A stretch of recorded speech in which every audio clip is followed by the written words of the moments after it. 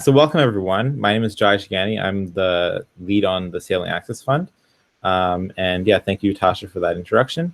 So yeah, today we're going to be doing the second bootcamp session with our wonderful presenter, Tony Bonnici, also beautiful. And yeah, so first I'll go through a little bit before we start. I'll go through land acknowledgement. So yeah, while we meet today on a virtual platform, we acknowledge the Indigenous peoples of all lands that we're on today. We do this to reaffirm our commitment and responsibility to improving relationships between nations and improving our own understanding of local Indigenous peoples and their cultures. Ships to Shores aims to encourage contemplation about the current relationships between Indigenous and non-Indigenous communities as First Peoples, as Canadians, and as members of coastal communities and as people in the marine sector. So Ships to Shores, I have some information here for you just about what we do. Obviously, many of you here are from the Sailing Access Fund, so you probably already know all of this, but we've definitely invited people from different parts of our project and different through different streams to come to this because it's open to everyone. So yeah, here's some information about Ships to Shores. We are our project funded by the Government of Canada and created by the Broadreach Foundation. And yeah, we're a pan-Canadian initiative, so we don't focus on one specific province. And we're aiming to engage 2,000 youth across Canada aged 7 to 30, focused on encouragement and participation in the marine sector. And yeah, the way we're doing it this year is we're doing it through mainly online activities such as this because of COVID. So we've adapted our programming to this. And yeah, applications for our Sailing Access Fund are open. And if you haven't already applied, if there are people in here who haven't applied, feel free to. We encourage all people to apply. Yeah, because it's a great opportunity. So definitely visit our website to learn more and visit our Instagram, ships_to_shores. And you'll be able to find a lot more information about us and what we do. So I'll pass it over back to Tasha. But just before that, welcome everyone. Thank you all for coming. And I hope you guys have a really great time and learn a lot from Tony. Hi again. This is Tony. Tony's our presenter for today. I've done a couple workshops with Tony. He is a really great presenter. He's a skipper from Gibbons, BC, who's worked for the Canadian Hydrographic Service for years, charting the waters of BC.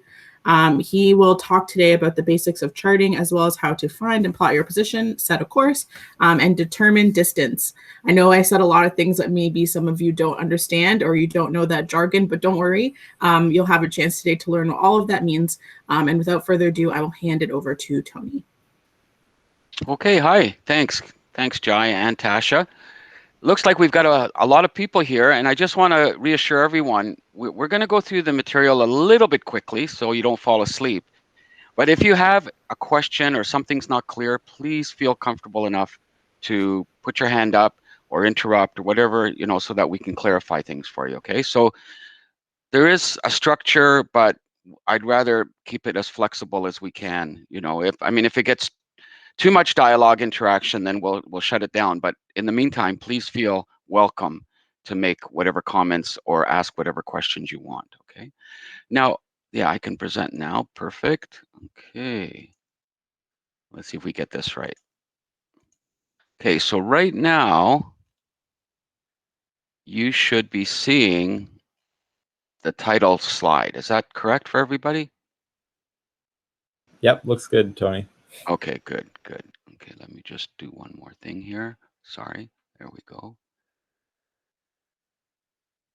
All right, so we're good to go. All right, so here's just an overview of what we're going to be, or what I'm going to be talking about today. Mostly is the introduction's done. We're going to jump in. Actually, I've got a little bit of an introduction for a couple of minutes coming up, and then we're going to talk about a couple of fundamental things in charting and mapping in general. Okay, way back in the 1800s, when I was a kid, I went to college for forestry and ended up in cartography. So that's where this is coming from. Cartography, of course, is the art and science of making maps. And one of the fundamental principles, concepts in mapping and charting on the water is map scale. So we're going to talk about that for a few minutes. You probably already have some familiarity, and perhaps we'll expand on that a bit. Then we're going to talk about, even for cartographers, a topic that often causes people to shake in their shoes, and that's map projections. And that's essentially, we're not going to get into it too much. I mean, we can spend semesters, courses talking about them, but we're just going to look at the idea of taking a spherical surface, like the surface of our planet, and unwrapping it and putting it on a flat plane and what that means, okay? Just a couple of basics, and then we'll get into the navigation part. And as Tasha said, we'll talk about specifics like position, measuring distance, and angles for bearings, okay? So that's what we're into. I don't think we're going to have time for the quiz. Usually we need an hour and a half or more, and today we've only got an hour, and we might squeeze past that a little bit. So if we have time and interest, that'd be great, but otherwise we'll leave it out for today. And then there's a bit of follow-up from Tasha and Jai. Okay, so I don't know how many of you, if you can raise your hand, that might be fun. Along the bottom right side of or end of your screen, near the bottom, there's a raise hand icon. And how many of you live in British Columbia? Anybody? Oh, good. Okay, 2, 3. Yeah. And 4 even. And how many on the West Coast with me here? Oh, good. Yeah, so we know there's lots of beautiful areas in Canada, but the West Coast is definitely one of them. This is a little spot off Keats Island. It's just a kilometer from where I live and where I'm speaking from right now. And that's my boat in the middle. I do a lot of sailing on this. This is how Jai and I met. Him and his family came sailing with me a couple of times. And this is us, not Jai necessarily, but myself heading out across Georgia Strait to Vancouver Island. So from the mainland across, and it's a bit of a misty day. Otherwise, you could see the mountains. Well, you can just barely see them on the left side of the horizon there. Okay, and this winter, I was very fortunate. I got a chance to sail on this beautiful boat. That boat is almost twice as long as mine. This is 65 feet long, 36-foot wide catamaran. And I met these folks. I was in the Caribbean for 2 months, December and January, despite the pandemic and everything. I got away. Met these folks and went on a 51-hour crossing from the bottom of the West Indies, right there near Grenada, to the top of the Windward Islands to Saint Martin. That's up near Puerto Rico almost, okay? And that was a lot of fun. That was 6 weeks ago. This is our start point. This is where I was staying, and that's the boat. They came, picked me up, and we ended up here in St. Martin at the top end, as I mentioned. Really beautiful. That's a shot out of the airplane window as I left to come home. Okay, so obviously I love being on the water like many of you, and you know, it's nice to have a little bit of background so that we, especially when we're charting, we understand exactly where we are and how far it is to places and what direction we need to head to get there. Okay, so let's get into it. Unless there's any questions or comments, we're going to jump into map scale. Okay, as I mentioned earlier, map scale is pretty fundamental when it comes to charting or mapping. And what it really is just a ratio or relationship, you know, a correspondence between the size of things on a map or chart and the size of those things on the ground. And usually when we talk about scale, let me be specific, we're talking about length, not area or volume. I mean, you can apply those, but you know, you have to square them or cube them. So we're just talking about a distance. So whatever distance we have on the map, the scale tells us how big that distance is on the ground, of course, right? And some of you may remember when you were a kid, you know, getting doll houses or model airplanes or cars. And sometimes on the outside of the box, it would say 1:20, meaning 1 unit of measurement of distance on this model is 20 units on the real thing, right? What's the same thing with a map scale? The formula is very easy. It's just a fraction. Scale is really just those two distances, with the map distance as the numerator, ground distance as the denominator, right? So it would be 1:20 or 1/20. It's the same idea.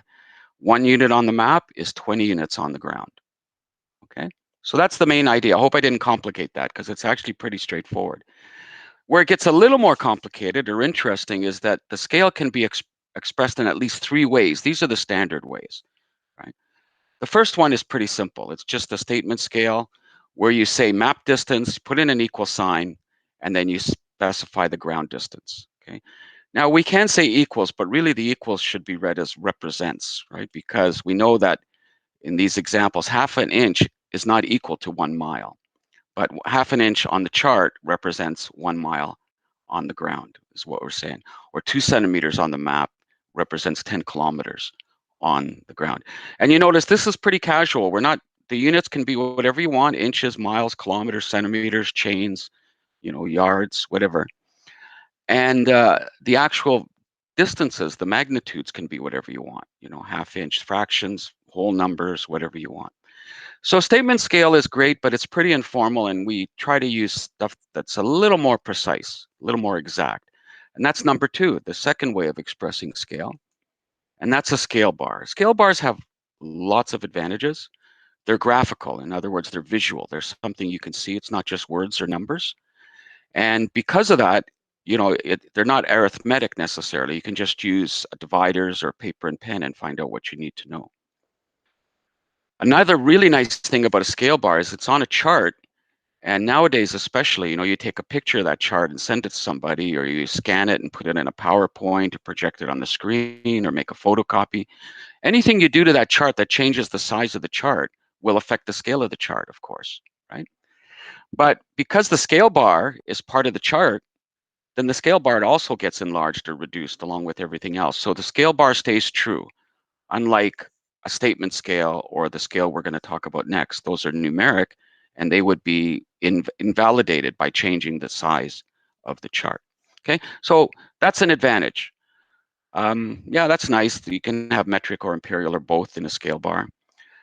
And if you happen to have a map, this sometimes happens, you have a map or a chart and you don't know the scale, you don't know the numeric scale.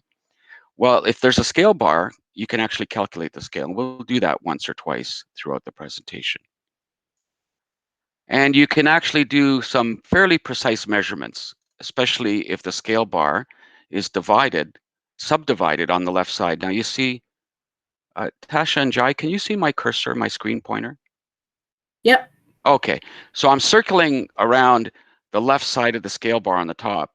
And you can see that, you know, it's 20 units, but in this case, on the left side of the 0, it's subdivided. And there's a reason for that. That gives us more exactness or more precision, right? The one on the bottom looks great. It's a different style, but it doesn't have those subdivisions. So they're optional, but they're nice to have. All right, so let me show you one of the advantages. Is you don't, as it says at the top, you don't need a ruler, right? You can just use dividers if you have them. It's kind of like, you know, a compass. That stretch out, you know, they have 2 pins in the end, so you actually stick them into the chart. Usually charts are made of pretty heavy duty paper and even water resistant paper. So there's a lot of pinholes if you look carefully where somebody stuck a divider. So let's say we have this pond or whatever it is. We want to know how big it is. This is on our chart. We take our dividers, stretch them out. They usually have a bit of friction, right? To the right size. And then we take the dividers and put them on the scale bar, just like that. Now, I'm going to get one of you guys or more to unmute and just tell me what you think the length of that pond is in kilometers. Don't be shy. 65, 67, that range? Yeah, good. That's it. 65, 67. And that's the best we can do unless we take advantage of that left end, the subdivisions. Let's do that. And the way you do it is you slide this measuring instrument, the scale, or sorry, the dividers in this case, you slide them to the left until this point on the right hits the first tick mark, okay? So let's do that. There it is, it's on 60. Now, who was that nice enough to answer 65 to 67? Was that Giles? That was me, Gilles. Yeah, okay. So what do you think? Do you want to revise your estimate? Yeah, let's say 67, yes, 67.5, we'll say. Exactly, yes, that's what I would say too, 67 and a half. But even 67 or 68 is good. You know, usually we don't want to get too precise when we're guessing. Usually they say, you know, 1 digit further than what's provided, you can guess that second digit. So 67, 67 and a half is great, 68. Okay, good. And if you wanted to know it in miles, you know, on this scale bar, we have both. But let's say you know, we forgot our dividers. We don't have dividers, or they fell in the water last summer, you know. So what do? Well, we get a piece of paper and a pencil or a pen. We put the edge of the paper along the thing we want to measure. We tick it off, just like you see here in red. And then we move that sheet of paper over to the scale bar, same deal. You know, it looks like 65, 67, slide it to the left. Oh, what do you know? Actually looks slightly more like 68, perhaps, if we're splitting hairs. But whatever it is, 67.5 is good. Okay, so that's how a scale bar works. You don't need a ruler. That would be just making things complicated. And as I mentioned, the other nice thing is if you're an old timer and you want to go in miles, then you can just flip it around to the bottom of this one and do it in miles. Okay. So in miles, that looks like, talk about fractions, 42.5, right? 40 plus half of 5. Good. So scale bars are great. Obviously, I have a bit of enthusiasm even about something so mundane as a scale bar, but let's look at representative fraction. This is kind of the de facto standard for mapping. You know, cartographers and even users like yourselves, you can master this whole idea of an RF, or representative fraction. It's the same as what you saw in the box for your dollhouse or model airplane. It's a fraction, but we represent it, we express it, we get rid of the line and we put it in as a colon. So it's like a ratio, same thing. Ratios and fractions are basically the same thing, right? So it's a fraction of 1 over 100,000, but we say it as 1 to 100,000, to TO, okay? And I'm not gonna try to teach you any, you know, fancy formulas. I just wanna try to impress upon you 2 rules, and these are worth committing to memory. They're not that complicated. With a represented fraction, there's 2 rules. The left side is always 1, okay? So left of the colon is always 1, and there's no units. And the reason there's no units means you could put whatever units you want. It's totally flexible. So those are the 2 rules, and that'll keep you on the straight and narrow when you're talking about scale. Because there's no units, when we have a scale of 1 to 5,000, that means we can say 1 centimeter on the map is 5,000 centimeters on the ground, you know, or 50 meters, right? We can all manipulate metric system, I hope. Or we can say 1 inch on the map is 5,000 inches on the ground, right? Whatever units we want to use, as long as we use the same unit on both sides of this equal sign, we're good, okay? And, you know, RFs are so popular. I don't know if any of you have had any mapping experience, but if you've done, you know, orienteering or land-based topography, you know, the maps that cover the land area of Canada. You know, we're a huge country with a relatively small population, but in terms of mapping, we can be proud that the whole country is mapped at 1 to 50,000, which is a pretty large scale.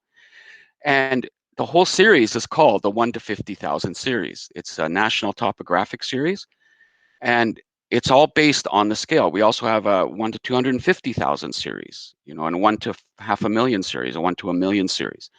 So I'm just trying to impress upon you that RF, it's not kind of a side issue. It's kind of central to mapping. Even the whole map series, you know, not just in Canada, but other countries too, they organize their map series based on the scale. Now here's something that's a bit of a brain teaser. I've seen this, you know, it's one of those binary things, and I've seen people get this wrong even in printed textbooks, you know. So I want to impress upon you, when you're talking about scale and somebody says a larger scale, you know, that a larger scale actually has a smaller denominator, right? Because we're talking about fractions, 1 to 2,000 is actually a larger value than 1 to 10,000, right? So if I had a ton of money and I was going to give you a share of 2,000th of it, you'd prefer that over 10,000th of it, right? Like it's a bigger portion. And the way to remember this, that the little memory aid I use, and I encourage all the students to use, is that map features appear larger on larger scale maps. So a building or a pond or a lake or a city, whatever you happen to be looking at, if you, what we call now, zoom in, you're going to a larger scale. Okay, it's a larger map scale, larger chart scale as you zoom in and things get bigger. If you zoom out, you see more area, that's great, but everything gets smaller. That's a smaller scale. Okay, so keep that in mind. All right. Now, normally you don't have to do this, but just to try to emphasize what we're talking about, we're going to switch back and forth between RFs and the first one, statement scale. Hopefully I'm not going too fast. But like I say, you don't normally have to do this. You might have to, but I just want to kind of illustrate what we're talking about numerically with these scales. So let's say you happen to pick up an old map or chart, and it says, scribbled on it somewhere, 1 centimeter equals 1 kilometer. Right? It could be an old published plan too. And you say, oh yeah, Tony said, RFs are the standard. So how would I convert this to an RF? Well, let me show you. You don't need a calculator. You don't need a formula. You just need to remember these 2 rules at the top. And the first rule is already satisfied. 1 is on the left. So it's a matter of making it unitless. In other words, making this the same unit, either both kilometers or both centimeters, and then canceling out the units. Okay, let's try it. So I'm just repeating it. I'm going in baby steps. Maybe some of you have the answer already in your head. That'd be great. If you want to shout it out, feel free. But here's what we're going to do. We're going to convert kilometers to centimeters. That's easier. Okay, we don't have, yeah. Anyway, so, and I'm going to stop. I'm going to do like a little stepping stone, an intermediate step, and stop at meters. So 1 centimeter, the scale is 1 centimeter represents 1 kilometer. Well, that means that 1 centimeter represents 1,000 meters, right? Right.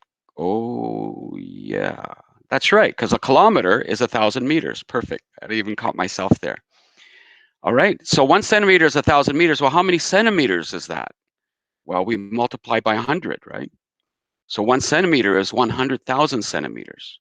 It's the same thing. 100,000 centimeters is 1 kilometer, right? It's 1,000,000 millimeters, but 100,000 centimeters. So we cancel out the centimeters, and we have a scale, an RF, of 1 to 100,000, and that's as simple as it is.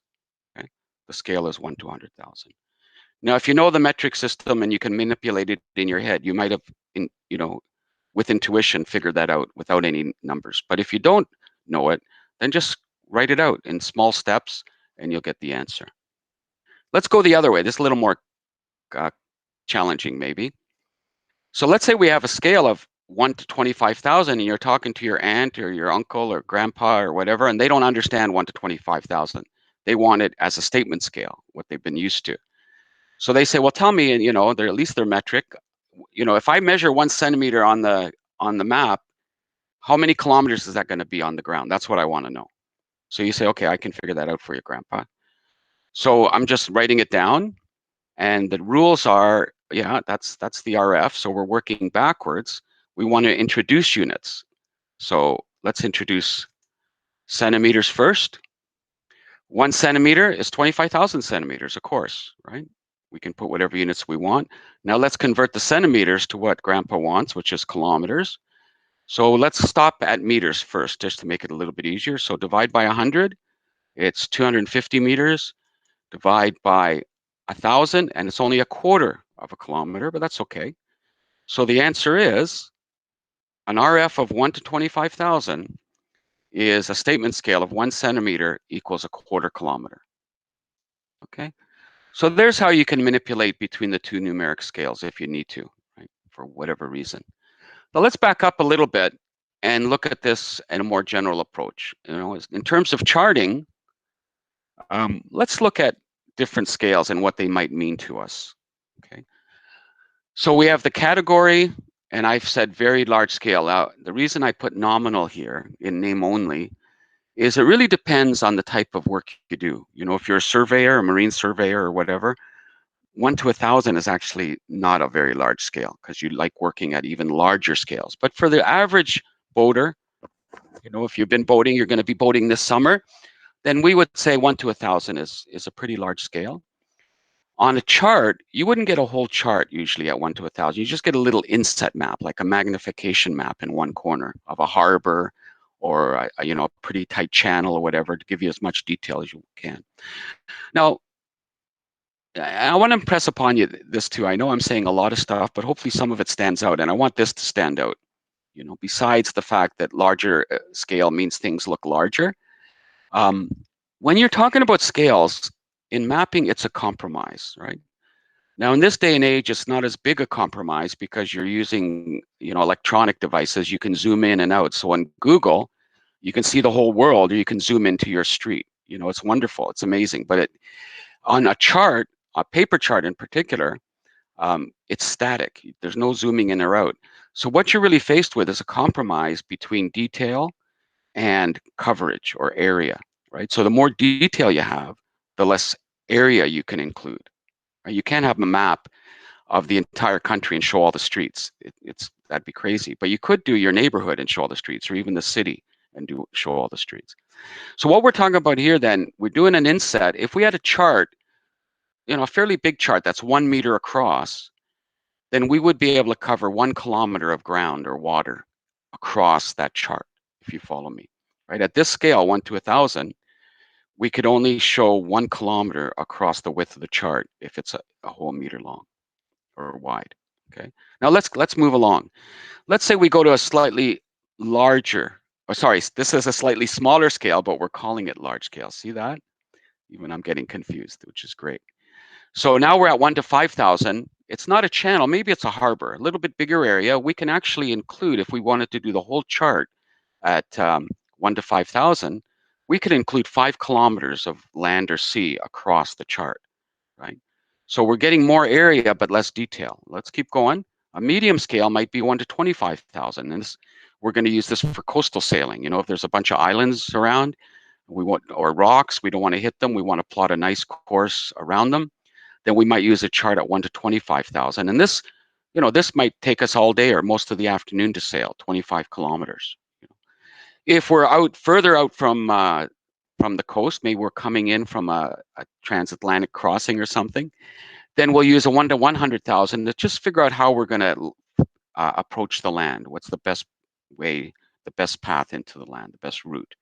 And now we're on the same size chart, we're covering 100 kilometers. And then very small scale, we're just sailing between here and Hawaii, perhaps, or you know, between Hawaii and the Cook Islands or something. And we're using a chart at 1 to 500,000. Okay.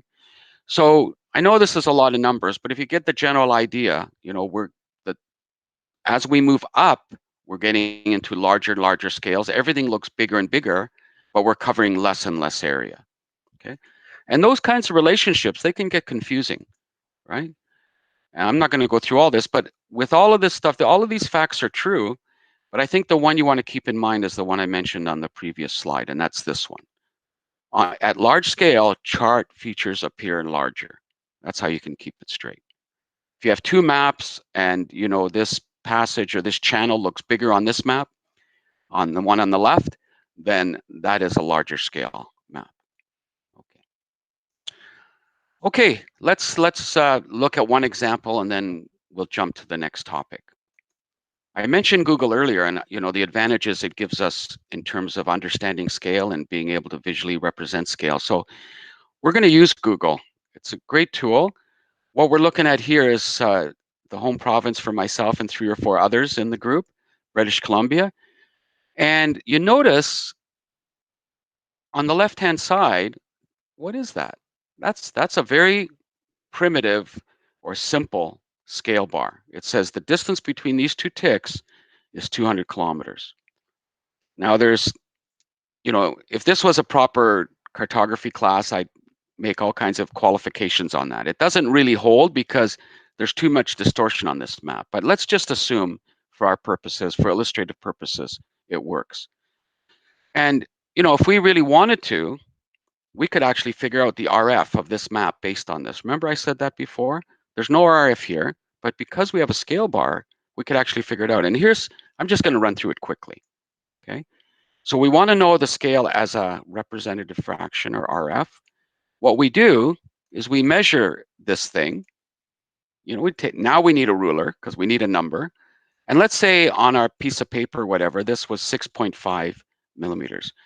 Now, those PDFs, if you printed the PDF, that's probably pretty close to what it should be on that printed copy, 6.5 millimeters. So now we know that on this map, 6.5 millimeters equals 200 kilometers. There's the scale.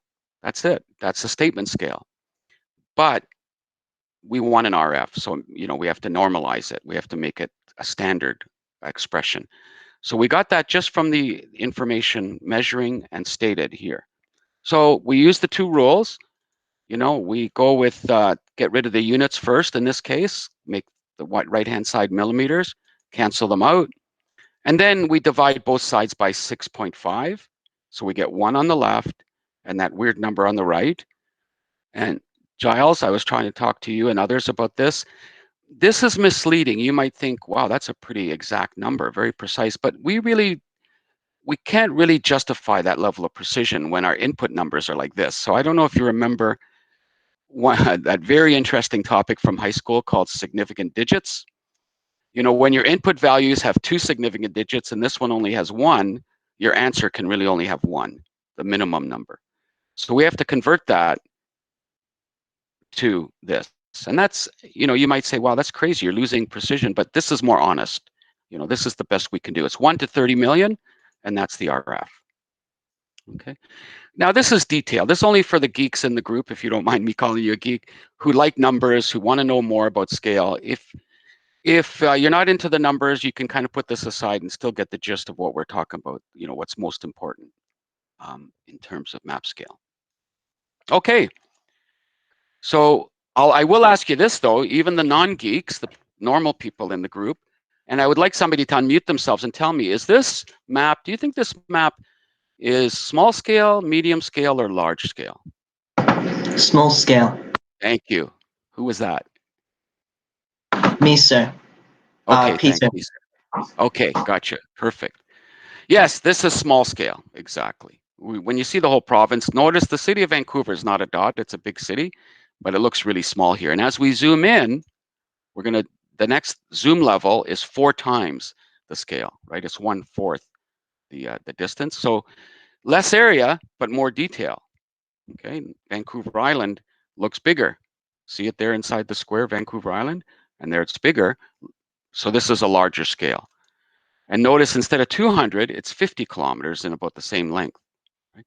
Now we're going to keep going. Thanks to Google providing all this stuff for the entire world. It's pretty amazing, really.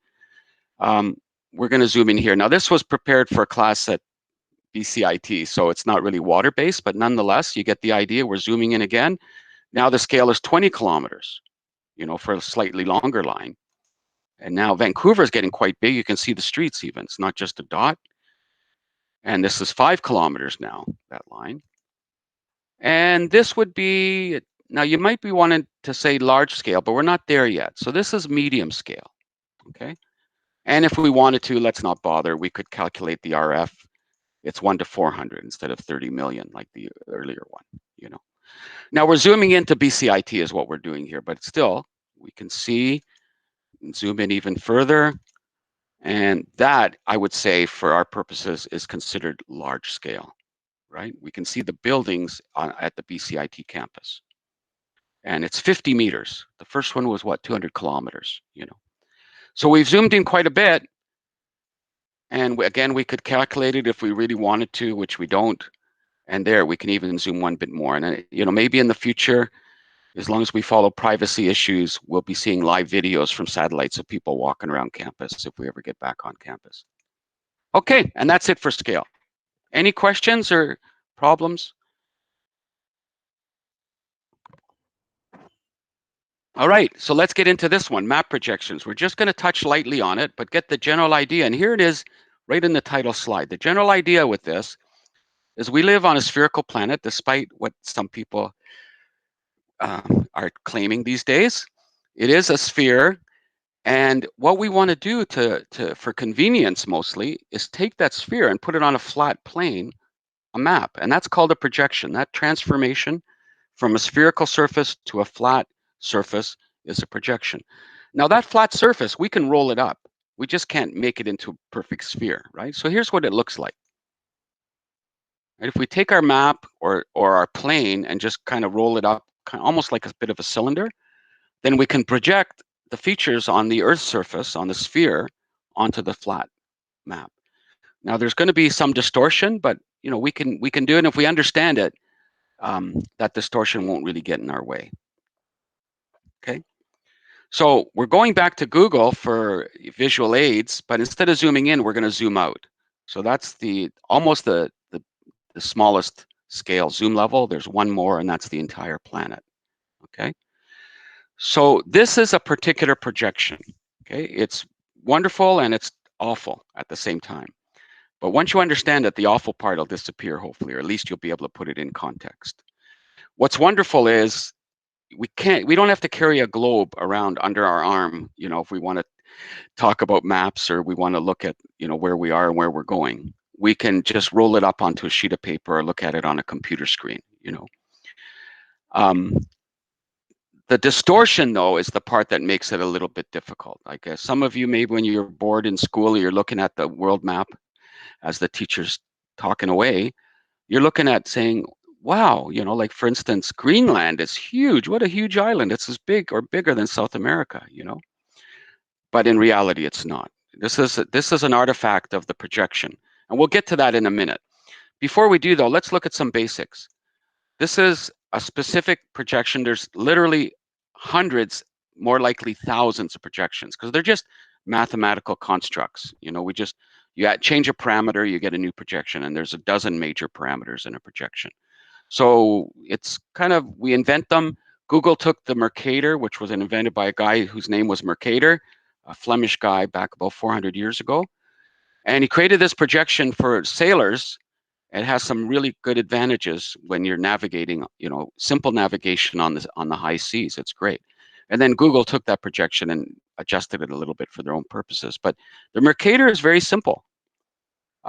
All projections have a number, and this number, I don't know, this is an aside, but if you've heard of LEET or LEET speak, it's where you put numbers that kind of represent letters, and that spells out Google apparently, right?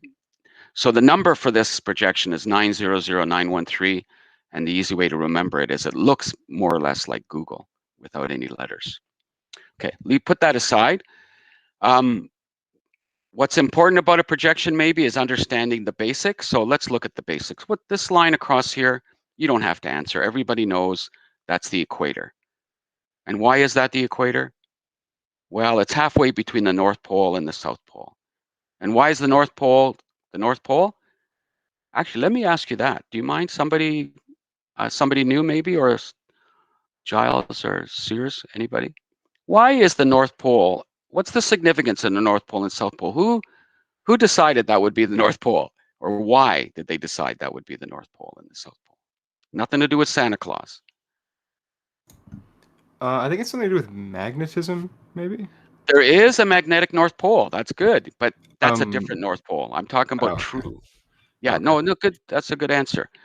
There is, the magnetic field enters the Earth near the North Pole. It's called the magnetic North Pole, and it moves around. But what about the true North Pole? Why is that? I think Jeremy has his hand up there. Go for it, Jeremy. Go ahead. You're on mute, buddy, so unmute yourself. Or can we unmute him? I can't unmute him. There's a little mute button beside your picture, inside your picture, or at the bottom of your screen. There's a little microphone thing. Yeah. Do you see it? There's one other thing you can try, Jeremy, if you don't mind. Hold down the control key, bottom left of the keyboard. Sorry, Oh, there my it is. headphone mic was not working. Okay. My headphones are really bad right now. Okay, but they're working now. North point in the world. Yes, but what does that mean? What is the North Pole point in the world? You can't go any further north. Say it a bit louder. You basically can't go any further north. Yeah, that's a good point. Yeah, because if you go past it, you're going as far south. north as possible. Right. Yeah, that's a good description of the North Pole. It's one of the characteristics of the North Pole. Let somebody else help me out as well. Like, what is it about the North Pole that makes it the North Pole? Is it the axis of rotation of the Earth? Is that what we decide? Exactly. Yes, that's it. Thank you. It's good. It's a basic thing, but a lot of us maybe don't take it for granted.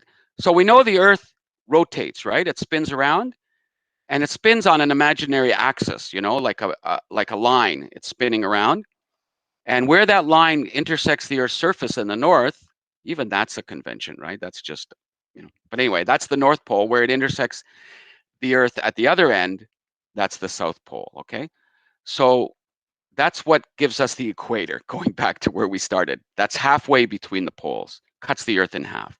in a north-south direction. What about cutting the Earth in half in an east-west direction? What's our line of reference, east and west? Maybe I'm making this too interactive considering we have so little time. So let me just tell you, it's the prime meridian. If you set it to yourself, you're ahead of the game, right? A meridian means kind of middle of the day, you know, when the sun's at noon overhead. And every major city, way back a few hundred years ago, every major city had their own meridian. You know, every country had their own meridian. And about 1850, just before I was born, you know, the world decided or reluctantly agreed to let England have their way. They were the biggest navy at the time and used their prime meridian as everybody's prime meridian. The United States fell in line and that kind of helped. So by agreement, this meridian is considered the zero going east and west. The equator is zero going north and south, okay? All right, and so 0, 0, the origin is here. And the way Google does it, the idea is dead simple. If you want to figure out where you are, if you're in Toronto right now, you just measure, there's Toronto, I'm pointing to it, how many meters you are across and up from the origin, or up and across, whatever you want. How many meters you are from that point, and that's your coordinates. That's how you can specify any point on the Earth's surface. Of course, meters, it would be meters west or negative meters, and positive meters going up, or meters north. Okay, so that's essentially the basics of a projection or taking the Earth's surface and mapping it. But there's that disadvantage I referred to earlier, and I want to kind of explain that so you can put it to rest. This idea of Greenland, for example, being bigger than South America, is that true or not? Well, I don't have a globe under my arm, but again, thanks, you know, I'm not a real total Google fan, but in terms of mapping, Google's great. And we can use another application from Google called Google Earth and look at this kind of a little bit more realistically. This is, you know, represents the Earth as a sphere. And there's Greenland up there. As a matter of fact, we can rotate this. Oh, sorry. I'll just let you know, this, we call this a globe and this is a map. The technical terms is this is a geographic coordinate system, and this is a projected, for obvious reasons. It's been projected off the surface onto a plane. So that's projected coordinate system. But if you want to call it a globe and a map, that's fine too, or a chart. A chart is really a specialized map, right? Chart comes from the French carte, which means map. But when we use chart in English, we're really talking about a nautical map or a nautical chart. That's the only difference. But in general, the whole family of maps are called maps, and then charts are for the water. Okay, so let's get to it. Let's rotate this a bit so Greenland's facing us. Let's take a picture of that, put it over there. And now let's rotate the globe so South America is facing us. I think you'd agree, even though it's still morning, for me at least, Greenland is not the same size. As a matter of fact, it's not even as big as Argentina. Argentina is the 8th largest country, and it's bigger than Greenland, which is the 12th largest country. Right, you can see there. Okay, so you're saying, well, that sucks. I don't want to use maps anymore because they're not accurate. Well, you just need to understand, you know, the convenience of having it on a piece of paper, the cost for that is that there's going to be distortion no matter what. So you just have to understand that. All right, so let's just sum this up and move to the next section, okay? Remember, in terms of projections, this is not projected. This is geographic on the left. It's projected on the right, to move away from the spherical. You know, the other thing too is if I say the distance between Vancouver and Toronto here, it looks like, you know, 42 degrees of longitude. Like that doesn't really mean a lot when we're driving. Our odometer doesn't give us degrees, it gives us kilometers, you know. So when you're measuring on a spherical surface like a globe, you're talking about latitude and longitude, which is degrees. We're going to talk about those next. When you're day-to-day stuff, you know, like traveling, you're talking about distances, not angles. So that's the other advantage of, you know, a flat map is you just measure distances as opposed to angular measurements. Okay, so here's what they portray. That's the spherical globe. And what's nice about it is it's accurate, it's correct, right? It looks kind of like the Earth, except a smaller model, of course. But it's hard to use for day-to-day tasks. That's what I'm trying to emphasize. Whereas the map on the right, it's the opposite. It's really convenient to use, but you know, the compromise is that there's a lot of distortion, or at least, you know, if you're doing a city map or a harbor map, you won't notice the distortion. It's only when you really get out to really small scales that the distortion becomes obvious. So really, for our day-to-day stuff, maybe that's not as big a deal, right? All right. So that's it for our little intro to projections. Yeah. So we've got to cover even, you know, slightly more technical topics now with navigation, at least more numeric topics. Okay, let's put it that way. If you like numbers, you're in the right place. If you don't, then keep your hat on and breathe. Try to calm down, because we are going to cover a lot of numbers, but it is graphical. We're going to use an old chart. This chart's actually older than me. It's of this beautiful area known as Howe Sound. The Howe Sound is an inlet between Vancouver and the Sunshine Coast where I live. It's the southernmost fjord on the west coast of North America, right? So it's really beautiful and it's pretty cool. So here's the scale. You can maybe understand that a little bit better now than you could have before. It's an odd scale. Nowadays, charts are not made, you know, just like I said earlier, when we're measuring the scale, we try to keep it into a round number. So nowadays, this probably would have been created as a 1 to 40,000 or maybe a 1 to 35,000 scale. But back in the 40s, 1 to 37,500 was fine. And there's something about the projection too. It's a polyconic. We didn't really get into it that much, but that speaks to the surface. Instead of it being a cylinder projected onto a cylinder, because we're halfway to the North Pole, they used a cone instead. So the map was rolled up like an ice cream cone upside down, or a dunce cap put over the Earth, and then the Earth's surface was projected onto it. Of course, it's done mathematically, but visually you can think of it in that sense. So that's what the polyconic means. Many cones, actually. Okay, so let's get to work. We're talking about position first, all right? So these are a beautiful group of islands just out from where we are here, but there is this nasty rock near Popham Island. Okay, hopefully you can see that clearly. It looks like an asterisk, okay? And I just noticed something there. There's a boat that's half submerged, you know, there's nobody around, and I want to report it to the Coast Guard. I don't know what happened. So let's say I want the position of that rock exactly, okay? And this is not distance, this is latitude and longitude. Even though it's a flat map, we want to position it based on the real world coordinates, okay, on the Earth. So let's do it. Again, a piece of paper and a pencil would work, but if you have dividers, it's a little more convenient. Right? So you put the dividers between that and the closest line of longitude, in this case, and you bring it down to the border, to the frame, and you notice that is longitude there with numbers. Okay, we're not exactly sure what those numbers mean yet, but that's going to give us the position, the old-fashioned way, when we couldn't just point to it on the screen and it, you know, the coordinates pop up. So this is good to know and good to understand, even when you're using electronic devices. So that is the longitude. That's how far east or west it is of the prime meridian back in England. What about the latitude? How far north or south it is from the equator? Well, for that, we can do the same thing with dividers and or even a square or whatever you want, parallel rules, and kind of project that point onto the border here, onto the frame where the numbers are stated, all the tick marks, exact, etc. Okay.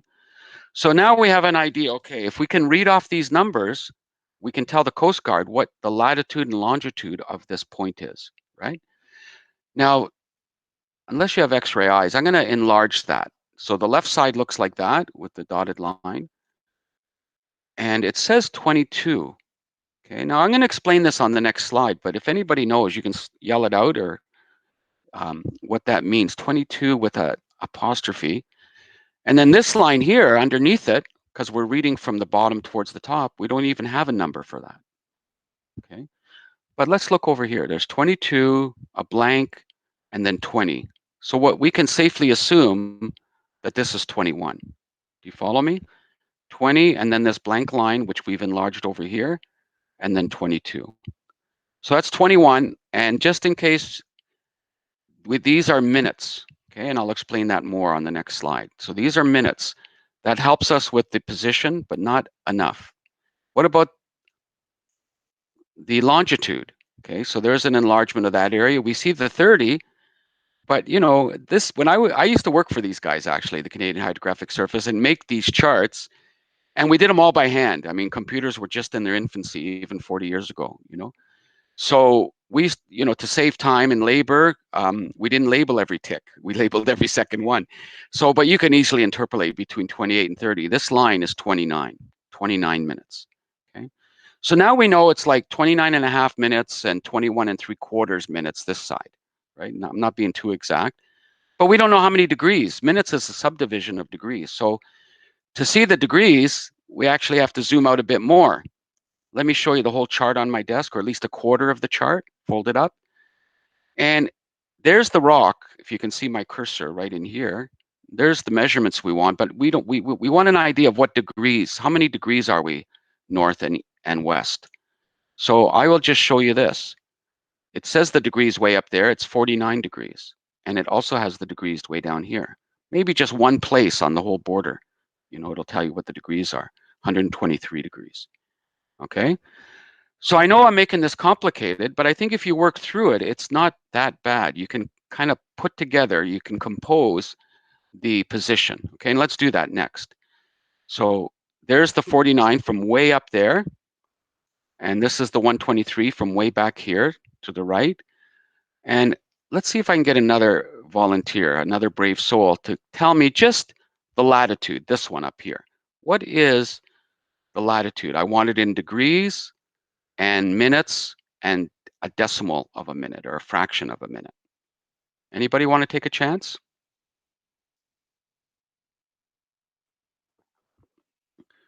Well, I can help you along a bit. It's okay. How do you pronounce your name again? I'm using my mother's Google account, but my name is Peter Shaw. Peter. S-H-A-W. Shaw. Okay. S-H-A-W. Oh, Shaw. Yeah, Peter Shaw. Okay, gotcha, Peter. My brother's here as well, but I've got the answer. Okay, yeah, tell us, Peter. It is 49 degrees north. Right. And 21. 1, 2, 3, 4, 6, 7, 8. Yeah. 21.8 minutes. Yeah, and can you just estimate another decimal place for me? 0.8 what? 1.81. Yeah, good. I came up with something close. You may be right, but again, it's an estimate, so I put 82, but 81 or 82 is fine. And remember, that's the rule. You always give what's stated in terms of, you know, the distances marked off. Thanks, Peter.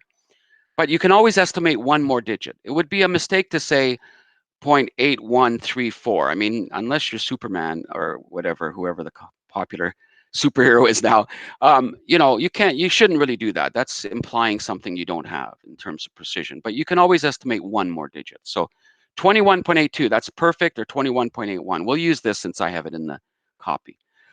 Do we have anybody else as brave as Peter Shaw who can give me the longitude? I might have to pick on Jai or Tasha, see if they're listening. I'm definitely Jai? listening, but I hope we can get some participation from our applicants here. Okay, let's give you guys a chance first then. Thanks. Giles is on it, I think. Yeah, we'll do 123 degrees, 29 minutes, 29.48 minutes. Good. We're within 0.01. I did 0.47, but that's fine. And am I saying your name right? Is it Giles? Gilles. Gilles. Okay, the French one always sounds better. The French one, you bet. Yeah. Yeah. I had a friend who was Gilbert Samson, but he was French, and his name was Gilbert Samson, which is like so much nicer, you know. Just like Gilles. Okay.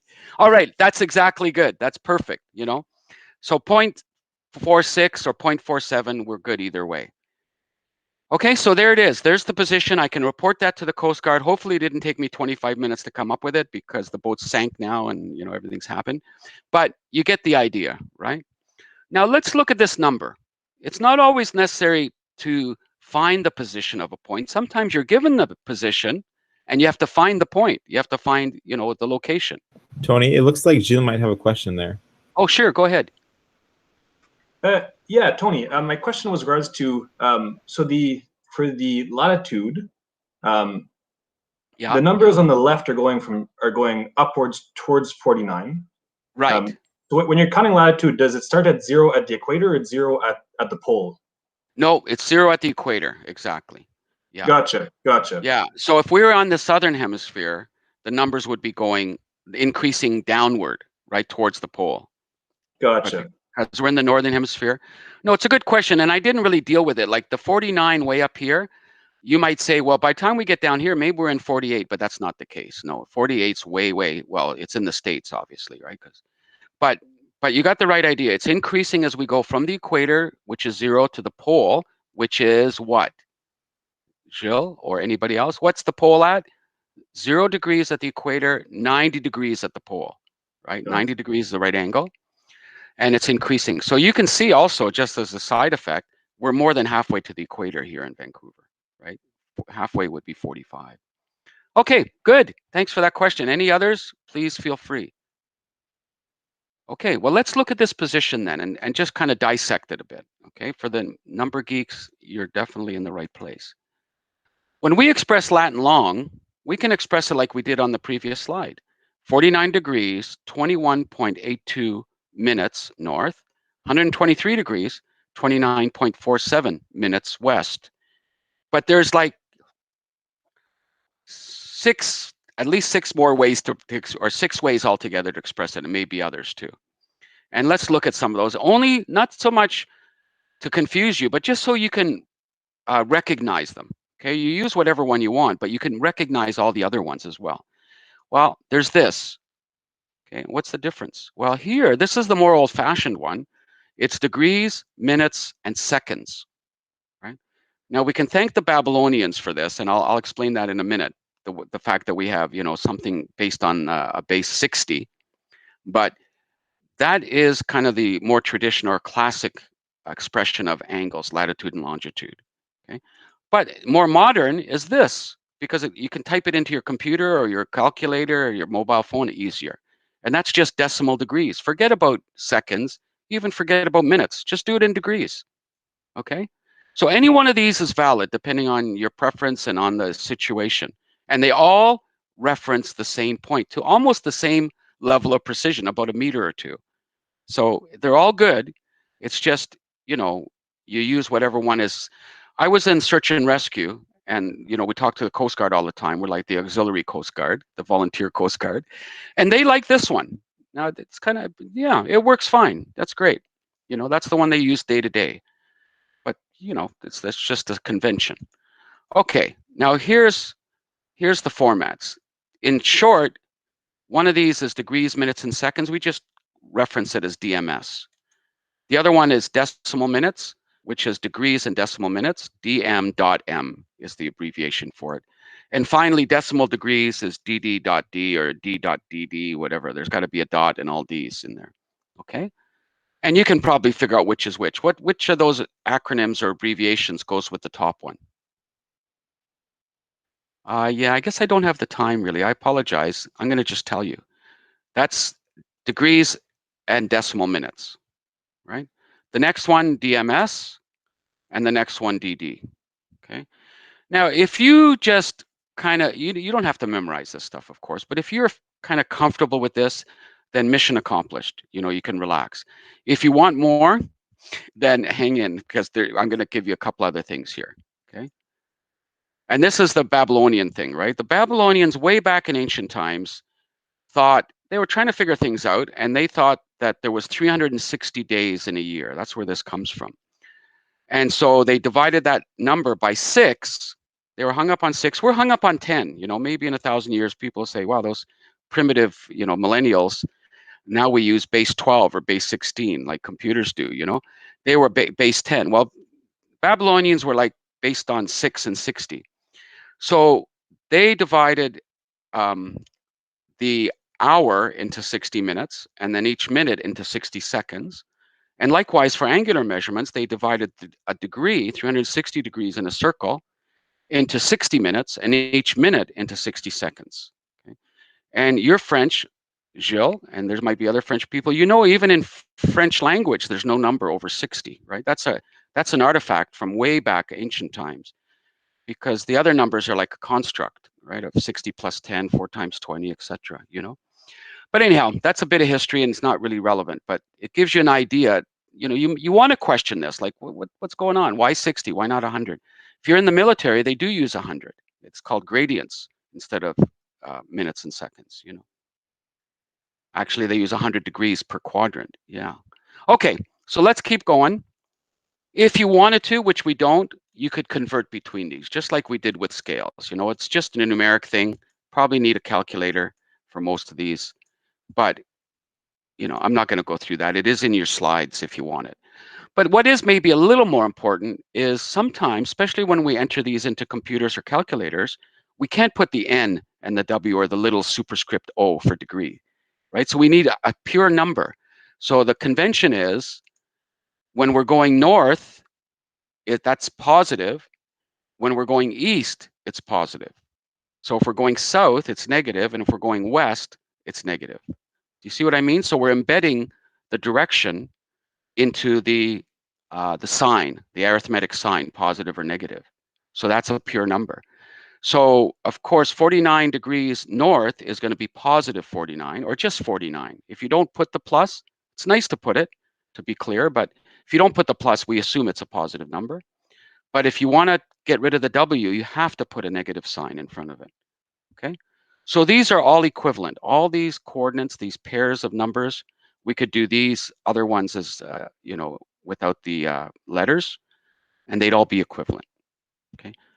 Now, again, a little more detail maybe than most of you need, but in terms of precision, how exact are these? Is there an advantage to one of these ways of expressing position?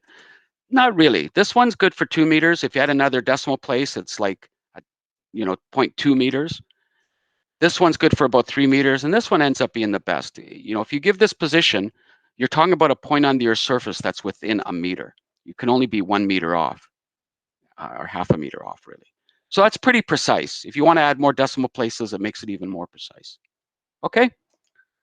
All right, that's it for position. Thanks for your participation. I'm sorry that we're kind of squeezed for time. Let me just see where we're at. Good, we got about 15 minutes, if you don't mind. Tasha, interrupt if you're, if there's a problem. But I'm going to go another 10 or 15 minutes. We talked about that before we started, and try to get through the rest. Okay, good, good. All right, so now let's talk about distance. Here's the same corner of that chart. And let's say I want to know, how big is this beautiful island here, Paisley Island? Oh, before we do though, let me just mention something to you. This is an old chart. It says sea miles, which is the same as nautical miles. Okay, now if we had the time, and particularly if we're all in the same room together, I would kind of squeeze this information out of you or help you come to it yourself, right? But I'm just going to state it for lack of time and the fact that we're on all remote. So this is nautical miles. Okay? And again, you can ask. It's okay to ask, like, who invented that, or why did they invent it? Maybe is a better question. Why not just use regular land miles? Well, some of you know this already, but if you don't, this is also one of those things I want to emphasize in this presentation. There's only been 2 so far. This is the 3rd one. Maybe there's 3 or 4, but a nautical mile is not arbitrary. It's based on latitude.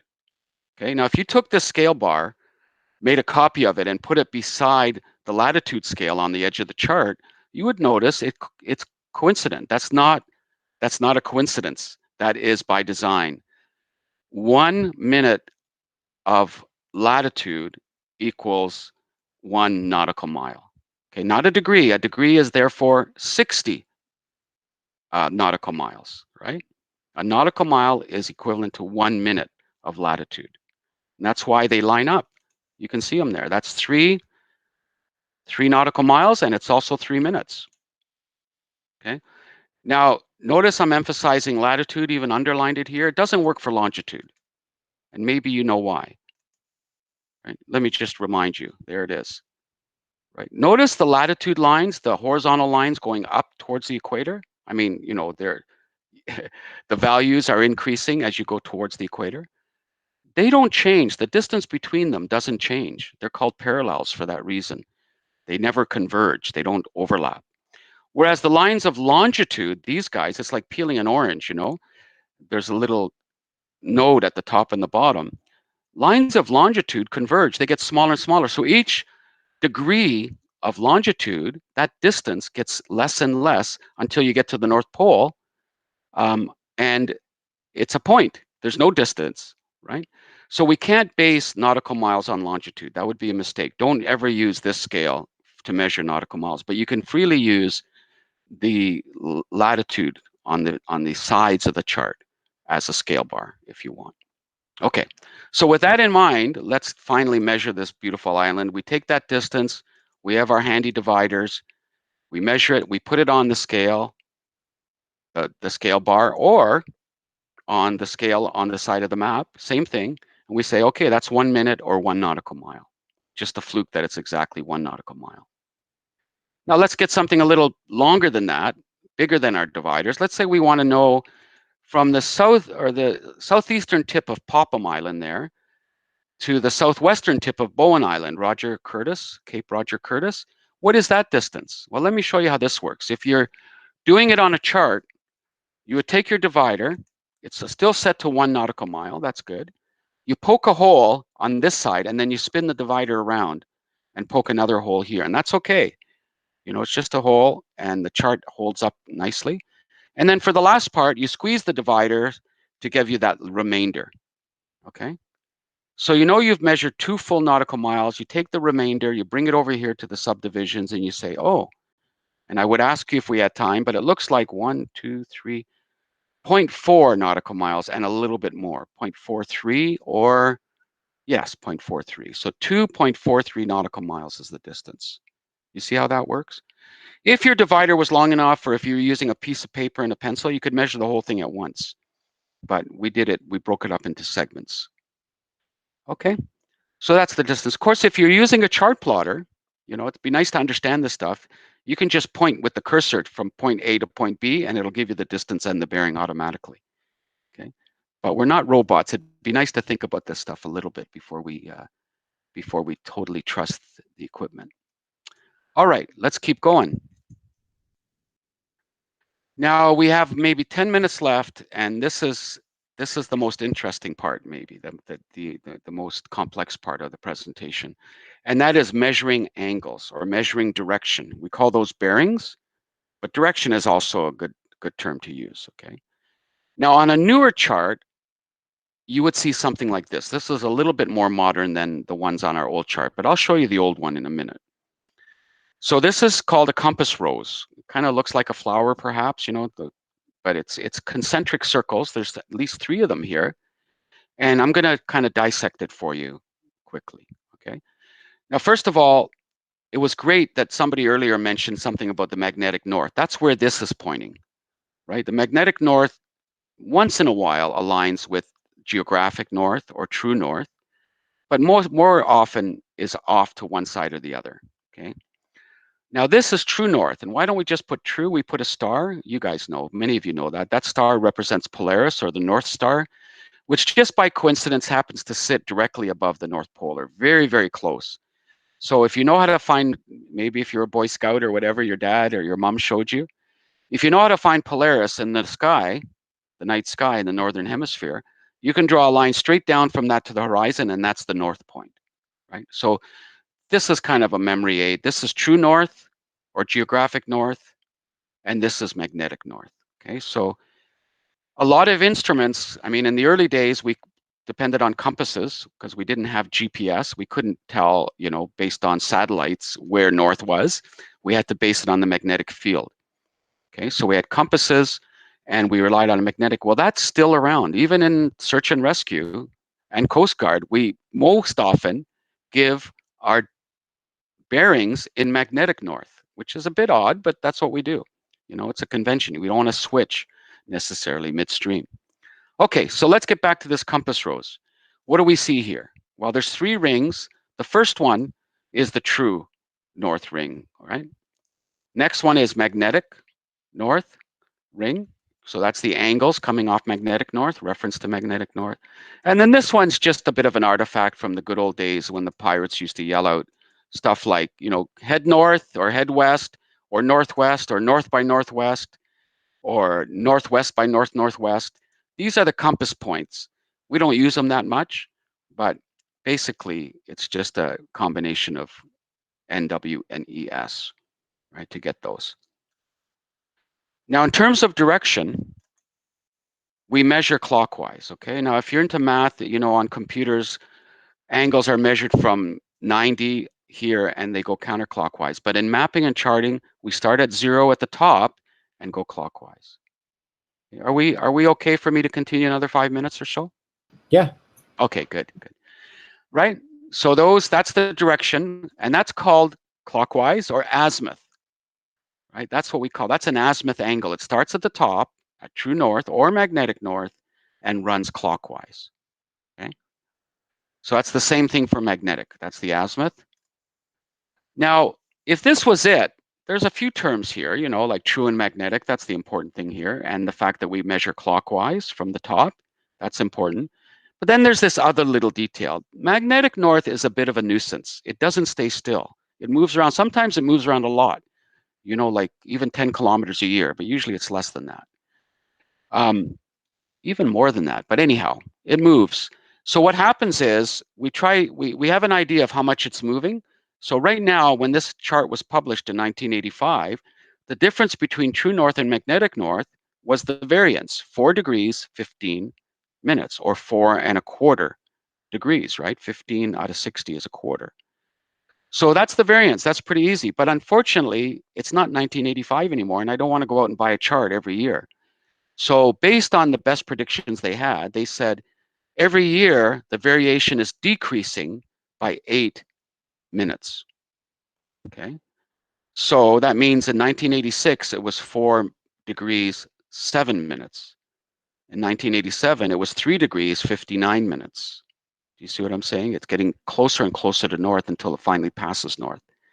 You know, and you know, there'll be other corrections, but at least you can use this chart for a few years, maybe 20 years without too much problem if you're using magnetic north. Okay, so keep that in mind. This thing, maybe in the future, they'll be saying those primitive people in Jai's time and Tasha's time, we now have a chart, a magnetic compass that it just knows what year it is and it adjusts this automatically for you. You don't have to calculate in your head. That's primitive. That's caveman stuff. Okay, but for now, you know, we know how to use this if we have to.